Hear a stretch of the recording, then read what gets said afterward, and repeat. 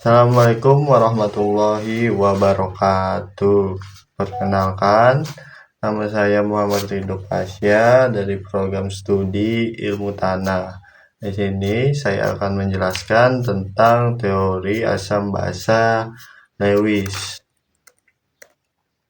Konsep ini lebih memperluas konsep basa yang dikemukakan oleh Bronsted Lowry, yang mana konsepnya dapat dijelaskan reaksi-reaksi yang melibatkan senyawa tanpa H+, misalnya pada reaksi NH3 dan Fe3, serta beberapa reaksi yang melibatkan senyawa kompleks.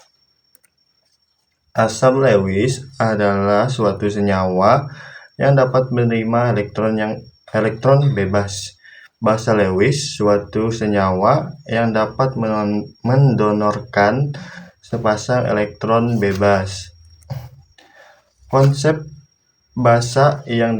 asam basa yang dikembangkan oleh Lewis didasarkan pada ikatan kovalen koordinasi.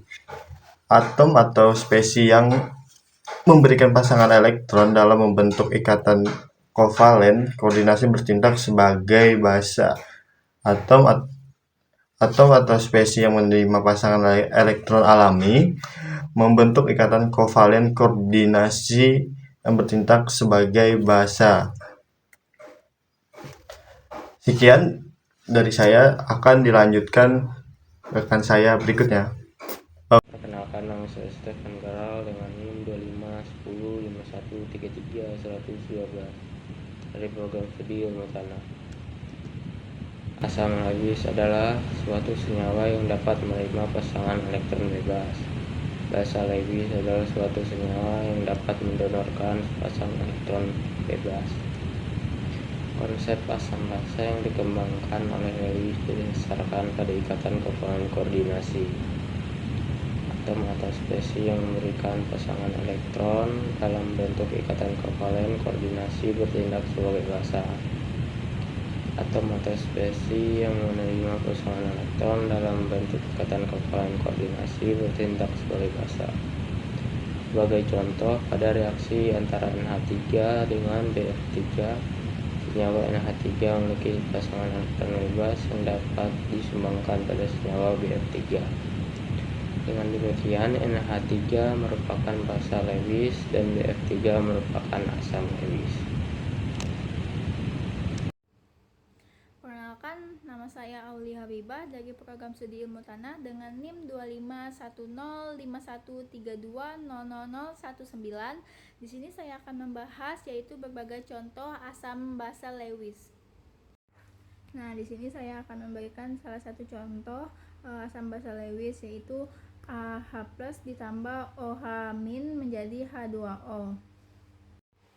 Nah, selanjutnya ada kekuatan asam basa Lewis. Yang pertama ada pengaruh elektronik, yang kedua ada perubahan struktur, yang ketiga ada faktor sterik, dan keempat ada pengaruh pelarut. Nah, di sini pengaruh elektronik itu ada dua, yaitu ada asam Lewis dan basa Lewis. Nah, di sini kita akan membahas asam Lewis dulu. Jadi, semakin tinggi kemampuan suatu zat menerima Pe dari suatu basa, semakin tinggi juga tingkat keasamannya. Lalu, semakin positif kekuatan persel atom akseptornya, maka semakin efektif juga atom tersebut menerima Pe dari atom donornya. Nah, yang kedua yaitu ada basa Lewis. Di sini semakin tinggi kemampuan suatu zat memberikan Pe pada suatu asam, maka semakin kuat juga kebasaannya. Nah, selanjutnya semakin positif partial atom donor, maka semakin efektif juga atom tersebut memberikan Pe-nya kepada atom akseptornya. Nah, di sini saya akan menjelaskan tentang dua jenis gugus yang memengaruhi muatan parsial pada atom akseptor dan juga pada atom donor. Pada atom akseptor ada gugus penarik elektron yang membuat muatan parsialnya menjadi semakin positif sehingga keasaman Lewis meningkat. Contoh keasamannya adalah BF3 lebih tinggi daripada BH3 dan BH3 lebih tinggi dari BCH3 3 kali. Sebaliknya, pada pada atom donor ada gugus pemberi elektron yang membuat muatan parsialnya menjadi semakin negatif, sehingga meningkatkan kebasaan Lewis. Contohnya, NCH3 3 kali adalah basa Lewis yang lebih kuat daripada NH3 dan jauh lebih kuat dibandingkan dengan NF3. Namun, ada pengecualian pada boron halida. Secara teori, BF3 harusnya paling asam, tapi faktanya justru BF3 adalah yang paling lemah dibandingkan dengan BCl3 dan juga BBr3. Ini terjadi karena adanya ikatan rangka parsial atau bisa kita sebut dengan pi back bonding, di mana pasangan elektron bebas pada atom halogen dapat disumbangkan kembali ke orbital kosong boron.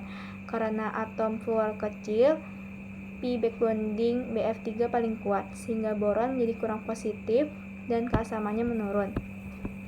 Lalu dijelaskan perubahan struktur BF3 saat bereaksi dengan NH3.